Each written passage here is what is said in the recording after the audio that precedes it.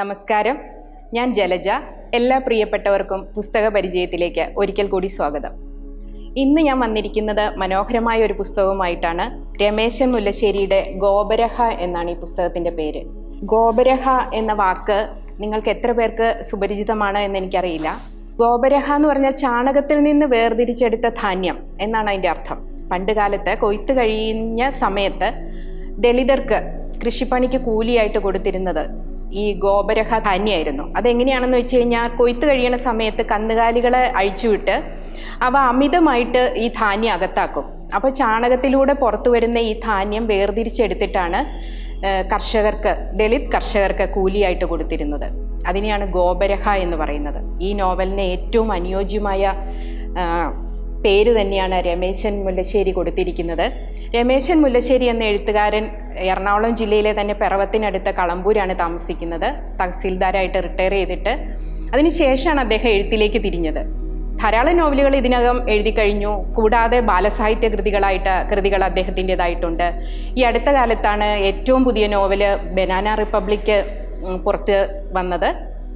Injury time, ബർബരീകം, ഭൂപടങ്ങളിലില്ലാത്തവർ, shootout, ഒരു ലോകകപ്പ് football കാണുന്ന രസത്തോടുകൂടി വായിക്കാൻ പറ്റുന്ന ഷൂട്ടൗട്ട് എന്ന നോവല്, അർജുന കഥകൾ, വേതാളസ്തം തുടങ്ങിയ കുട്ടികൾക്കുള്ള നോവലുകൾ, അങ്ങനെ നിരവധി നോവലുകൾ എഴുതി എഴുത്തുകാരുടെ നിരയിലേക്ക് ഉയർത്തപ്പെട്ട, വളരെ ചുരുങ്ങിയ കാലം കൊണ്ട് തന്നെ ഉയർന്നു വന്ന ഒരു എഴുത്തുകാരനാണ് രമേശൻ മുല്ലശ്ശേരി.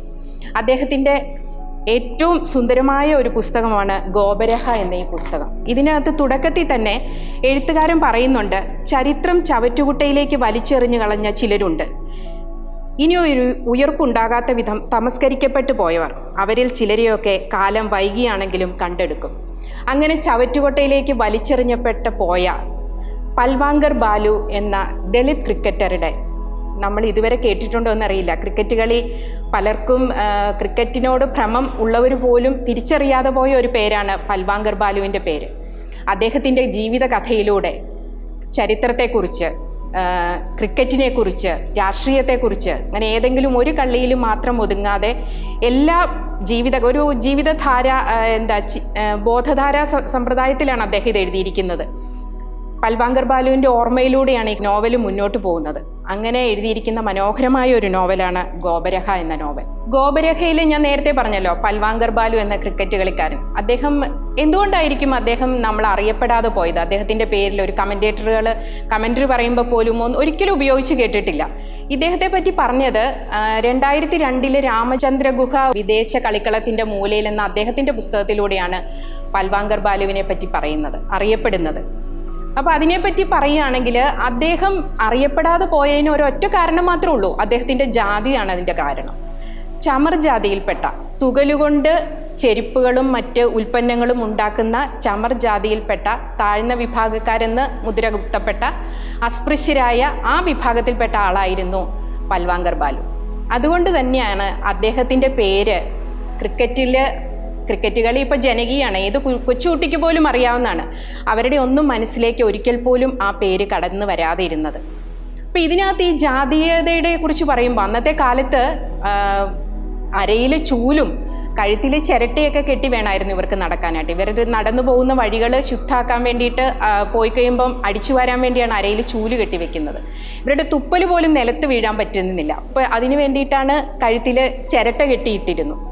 എന്തൊരു കാലഘട്ടമായിരുന്നു എന്ന് നമ്മൾ ആലോചിക്കണം. അതുപോലെ സ്കൂളിൽ പഠിക്കുമ്പോൾ മറ്റു കുട്ടികളൊക്കെ ബെഞ്ചിലിരുന്ന് പഠിക്കുമ്പോൾ കീറച്ചാക്കിട്ട് താഴെ ഇരുന്ന് പഠിക്കണം. അതുപോലെ ദാഹിക്കുമ്പോൾ ശിപായിക്ക് കനിവ് തോന്നി ആണ് വെള്ളം ഒഴിച്ചു കൊടുക്കുന്നത്. വെള്ളം ഒഴിച്ചു കൊടുക്കുമ്പോൾ ധാര മുറിക്കാനായിട്ട് ശിപായി ശ്രദ്ധിക്കും. എന്താണെന്ന് വെച്ചാൽ ഇങ്ങനെ കണ്ടിന്യൂസ് ആയിട്ട് വീണുകൊണ്ടിരിക്കുമ്പോൾ ഈ അയിത്തത്തിൻ്റെ അണുക്കൾ അതിൽ കൂടി കയറി വന്നാലോ എന്നുള്ള ഒരു ഭയം പോലും. അതുകൊണ്ട് തന്നെ സ്കൂളിൽ പോകണ്ടെന്ന് ബാലുവിൻ്റെ ബാബ പറഞ്ഞപ്പോൾ അവന് പ്രത്യേകിച്ച് സങ്കടമൊന്നും തോന്നിയില്ല. ഇതിൽ നിന്നൊക്കെ രക്ഷപ്പെടാമല്ലോ എന്ന് വിചാരിച്ചു. പൽവാങ്കർ ബാലുവിൻ്റെ അച്ഛനാകട്ടെ ബ്രിട്ടീഷ് പട്ടാളത്തിൽ ഏറ്റവും താഴ്ന്ന ജോലി ചെയ്ത ആളായിരുന്നു.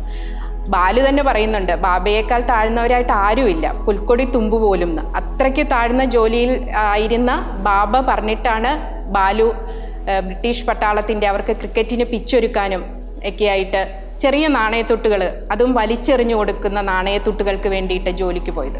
ബാലുവിൻ്റെ ചെറുപ്പകാലം, ബാലുവിൻ്റെ അനിയൻ വിത്തലും മറ്റേ ശിവരാമും ഒക്കെ ആയിട്ട് പോകുന്ന ഒരുപാട് രസമുള്ള വാചകങ്ങൾ രമേശ് മുല്ലശ്ശേരി ഇതിനകത്ത് എഴുതിയിട്ടുണ്ട്. പാഴ്സികളുടെ ജഡം കൊത്തിവലിക്കുന്ന കഴുകനെ നോക്കിയിട്ടോ ഇവർക്ക് വിശപ്പ് മാറ്റാൻ ഈ ശവമാണെങ്കിലും അതെങ്കിലും ഉണ്ടല്ലോ എന്നുള്ളൊരു വാക്ക്. അന്ന് വെച്ചാൽ അത്രയ്ക്ക് ദാരിദ്ര്യവും കഷ്ടപ്പാടും അനുഭവിക്കുന്ന ഒരു കാലം. അതുപോലെ തന്നെ ഈ കഴുകന്മാർ എങ്ങനെയാണെന്ന് വെച്ച് കഴിഞ്ഞാൽ അവർ ഒരു കാലഘട്ടം കഴിയുമ്പോൾ അവരുടെ ചിറകുകളൊക്കെ കൊത്തിപ്പറിച്ച് കളയും. അതുപോലെ കൊക്ക് പാറപ്പുറത്തിട്ട് ഉരച്ച് കളയും.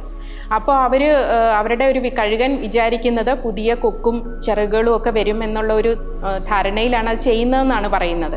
അത് പറയുമ്പോൾ ശിവറാം പറയുന്നുണ്ട്, ബാലുവിൻ്റെ കൂട്ടുകാരൻ പറയുന്നുണ്ട്, അവർക്ക് അങ്ങനെ ഒരു പ്രതീക്ഷയെങ്കിലും ഉണ്ടല്ലോ എന്ന്. ആ വാക്കുകളൊക്കെ ആ വരികളൊക്കെ നമ്മളെ പൊള്ളിക്കുന്ന വരികളാണ്. അതുപോലെ തന്നെ ബാബ ഈ ബ്രിട്ടീഷ് പട്ടാളക്കാരുടെ മുമ്പിൽ നല്ല നല്ല ഉപമകളൊക്കെ ഇതിനകത്ത് രമേശ് മുല്ലശ്ശേരി എഴുതി ചേർത്തിട്ടുണ്ട്. ബാബയുടെ നട്ടല് വളഞ്ഞ് കഴുകൻ്റെ കൊക്ക് പോലെ വളഞ്ഞ നട്ടലുമായിട്ടാണ് ബാബ പട്ടാളക്കാരുടെ മുമ്പിൽ. അത്രയ്ക്ക് താഴ്ന്ന ജോലിയാണ്, എന്തു പറഞ്ഞാലും ചെയ്യേണ്ട ഒരു ജോലി. അതുപോലെ വേറെ കറുത്തവനായതുകൊണ്ട് തന്നെ വെള്ള പട്ടാളക്കാരുടെ അടുത്ത ഒരു വെള്ള പേപ്പറിൽ മഷി വീണ പോലെ ഇങ്ങനെ ബാലു അവരുടെ ഇടയിൽ കൂടെ നടന്നു. അങ്ങനെ മനോഹരമായ വരികളുണ്ട്.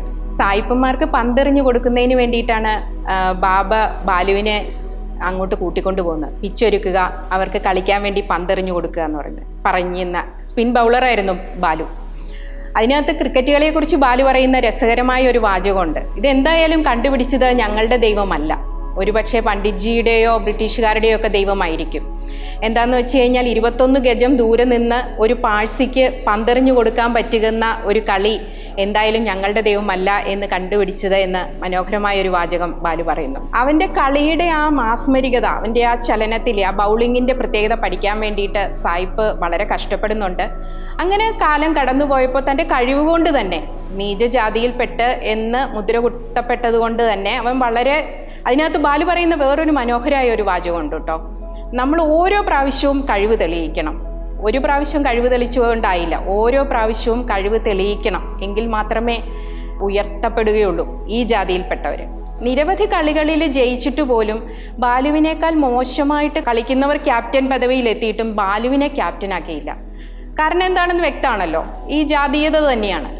1911 ഇന്ത്യൻകാർ മാത്രമായിട്ടൊരു ടീം പുറത്ത് ബ്രിട്ടീഷുകാരോട് ക്രിക്കറ്റ് കളിക്കാൻ പോയി. കളി തോറ്റു. പക്ഷേ ബാലുവിൻ്റെ മികച്ച ഒരു പെർഫോമൻസ് കാഴ്ചവെച്ചാണ് അവൻ നാട്ടിൽ തിരിച്ചെത്തിയത്. പക്ഷെ അതിന് തക്ക ഒരു സ്വീകരണമൊന്നും ഉണ്ടായില്ല. പക്ഷെ അവിടെ കാത്തു നിന്ന ഒരു മഹാനുണ്ടായിരുന്നു, ഭീംറാവു അംബേദ്കർ. അംബേദ്കർ ബാലുവിനെ ചേർത്ത് പിടിച്ചു. എന്നിട്ട് പറഞ്ഞു, ഞാൻ നിന്നെ കാത്തു നിന്നതാണ് എന്ന് പറഞ്ഞു. അത് കഴിഞ്ഞിട്ട് അതിനകത്തൊരു വൈരുദ്ധ്യം എന്ന് പറഞ്ഞു കഴിഞ്ഞാൽ ഈ അംബേദ്കർക്കെതിരായിട്ട് ബാലു ഇലക്ഷന് മത്സരിക്കേണ്ടി വന്നു. ഇതിനിടയ്ക്ക് ഞാനൊരു കാര്യം പറയട്ടെ. ഈ വായന എന്ന് പറഞ്ഞു കഴിഞ്ഞാൽ ഈയിടെ സുനിൽ പി ഇളയിടം മാഷിൻ്റെ ഒരു പ്രസംഗത്തിൽ ഞാൻ കേൾക്കുകയുണ്ടായി. വായന എന്ന് പറഞ്ഞു കഴിഞ്ഞാൽ വായനയെക്കുറിച്ച് ധാരാളം നിർവചനങ്ങളുണ്ട്. അതിനകത്ത് ഒരു കാര്യം എന്താണെന്ന് വെച്ച് കഴിഞ്ഞാൽ, വായന എന്ന് പറഞ്ഞു കഴിഞ്ഞാൽ പുസ്തകങ്ങളിലേക്ക് ഒരു ശാസ്ത്രജ്ഞൻ പ്രസിദ്ധനായ ഒരു ശാസ്ത്രജ്ഞൻ വായനയെക്കുറിച്ച് പറഞ്ഞിട്ടുണ്ട്. കാൾസാഗൻ പറഞ്ഞിട്ടുണ്ട്. പ്രപഞ്ചത്തിനെയും പ്രപഞ്ചോൽപത്തിയെക്കുറിച്ചുമൊക്കെ വളരെ വിശദമായിട്ട് സംസാരിച്ച കാൾസാഗൻ പറഞ്ഞ ഒരു വാചകമുണ്ട്. നിങ്ങൾ പുസ്തകത്തിലേക്ക് നോക്കുമ്പോൾ നിങ്ങൾക്ക് മറ്റൊരാളുടെ ശബ്ദം കേൾക്കാൻ പറ്റും. ഒരുപക്ഷെ വളരെ വർഷങ്ങൾക്ക് മുമ്പ് മരിച്ചുപോയ ഒരാളുടെ ശബ്ദമായിരിക്കും അത്. നമുക്ക് ഭൂതകാലത്തിലേക്ക്, മനുഷ്യർക്ക് തൻ്റെ ഭൂതകാലത്തിലേക്ക് സഞ്ചരിക്കാൻ പറ്റുന്ന ഏറ്റവും സ്വകാര്യ ഇടങ്ങളിൽ നിന്ന് മനുഷ്യവംശത്തിൻ്റെ ചരിത്രത്തിലേക്ക്, ഭൂതകാലത്തിലേക്ക് ഒരു കപ്പലോട്ടം നടത്താൻ പറ്റിയ ഏറ്റവും നല്ല ഒരു കാര്യം എന്ന് പറഞ്ഞാൽ പുസ്തകങ്ങളാണ്. അത്രയ്ക്കും മനോഹരമായ ഒരു അനുഭവം വേറെയൊന്നുമില്ല.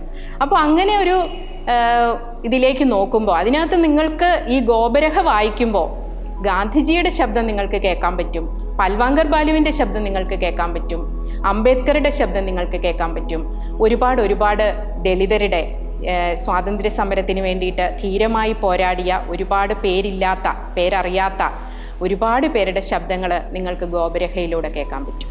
ഇതൊരു ക്രിക്കറ്റിനെ കുറിച്ചുള്ള ഒരു നോവലല്ല, അല്ലെങ്കിൽ ബാലുവിൻ്റെ ജീവചരിത്രം പറയുന്ന ഒരു നോവലല്ല. അത് മാത്രമല്ല എന്നാണ് ഞാൻ ഉദ്ദേശിച്ചത്. അത് മാത്രമല്ല, അങ്ങനെ ഒരുപാട് അന്നത്തെ ദേശീയ പ്രസ്ഥാനമൊക്കെ കൊടുമ്പിരിക്കൊണ്ട് ഇരുന്ന കാലത്ത് ഗാന്ധിജി ഹിന്ദുക്കളെ ഒറ്റക്കെട്ടായിട്ട് നിർത്താൻ വേണ്ടിയിട്ട് നോക്കി. ഹിന്ദുക്കൾ എന്ന് പറയുമ്പോൾ സവർണർ മാത്രം ഉൾപ്പെടുന്നതല്ല, താഴ്ന്ന വിഭാഗത്തിൽപ്പെട്ട എല്ലാവരെയും കൂടെ ചേർത്ത് ഹിന്ദുക്കൾ എന്ന ഒരൊറ്റ വാക്കിൽ ഉൾപ്പെടുത്തി പോരാടാൻ വേണ്ടിയിട്ട് ആയിരുന്നു ഗാന്ധിജിയുടെ ശ്രമം. ഇതിനെ ശക്തിയായിട്ട് അംബേദ്കർ എതിർത്തു. എന്താ പറഞ്ഞാൽ ജാതീയത ഈ സ്വാതന്ത്ര്യം കിട്ടിയതുകൊണ്ട് മാത്രം ഇന്ത്യയിൽ നിന്ന് ജാതീയത പോയില്ല എന്നും സവർണർക്കുള്ള ഒരു മനംമാറ്റമൊന്നും അല്ല ഇതിനാവശ്യമൊന്നും, ജാതി ഇല്ലാതെയാവണം എന്നത് തന്നെയായിരുന്നു അംബേദ്കറുടെ വാദം.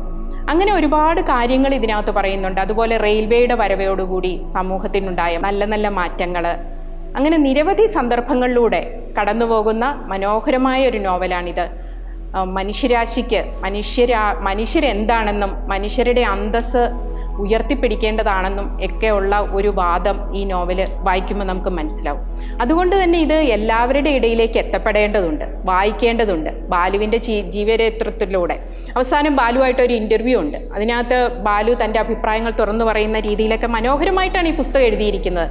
142 പേജുള്ള ഈ പുസ്തകം സാഹിത്യപ്രവർത്തക സഹകരണ സംഘമാണിത് പ്രസിദ്ധീകരിച്ചിരിക്കുന്നത്. വളരെ ചെറിയൊരു പുസ്തകമാണെങ്കിലും ഇതിൻ്റെ മൂല്യം ചെറുതല്ല. അതുകൊണ്ട് തന്നെയാണ് ഈ പുസ്തകം ഞാൻ പരിചയപ്പെടുത്താമെന്ന് വിചാരിച്ചത്. 210 രൂപയാണ് ഇതിൻ്റെ വിലയുള്ളൂ. ഡോക്ടർ വിനിൽ പോളാണ് ഇതിന് ആമുഖം എഴുതിയിരിക്കുന്നത്. മനോഹരമായ പുസ്തകം വായിക്കുന്നതിനായി ഏവരെയും ക്ഷണിച്ചുകൊണ്ട് നിർത്തുന്നു.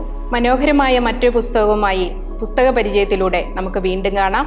അതുവരേക്കും നന്ദി, നമസ്കാരം.